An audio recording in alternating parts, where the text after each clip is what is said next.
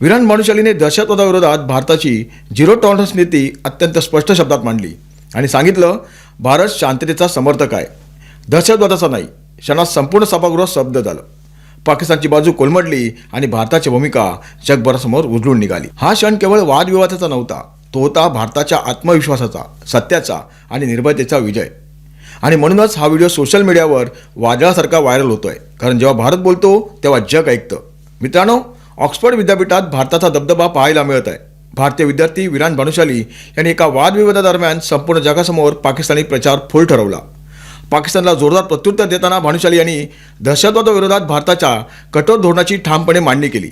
ह्या वादविवादाचा video social मीडियावर मोठ्या प्रमाणात व्हायरल होत आहे. वादविवादाचा विषय होता की सभागृह मानते की पाकिस्तानविषयी भारताची नीती ही लोकलुभावन रणनीती आहे, जी सुरक्षा धोरणाच्या नावाखाली विकली जात आहे. या विषयाच्या विरोधात बोलताना विरान भानुशाली यांनी पाकिस्तानच्या संघातून सहभागी असलेल्या मुसा हर्राज यांना पराभूत करत प्रभावी कामगिरी केली.